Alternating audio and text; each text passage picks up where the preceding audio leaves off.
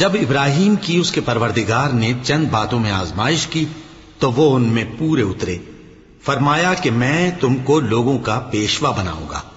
انہوں نے کہا کہ پروردگار میری اولاد میں سے بھی پیشوا بنائیو. فرمایا کہ میرا قول و قرار ظالموں کے لیے نہیں ہوا کرتا.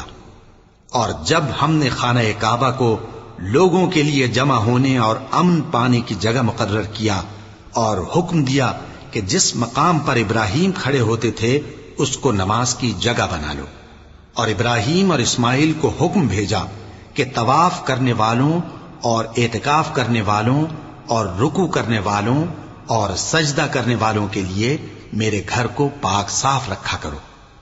اور جب ابراہیم نے دعا کی کہ اے پروردگار اس جگہ کو امن کا شہر بنا اور اس کے رہنے والوں میں سے جو اللہ پر اور روز آخر پر ایمان لائیں ان کے کھانے کو میوے عطا فرما، تو اللہ نے فرمایا کہ جو کافر ہوگا میں اس کو بھی کچھ مدت تک سامان زندگی دوں گا، مگر پھر اس کو عذاب دوزخ کے بھگتنے کے لیے مجبور کر دوں گا، اور وہ بری جگہ ہے.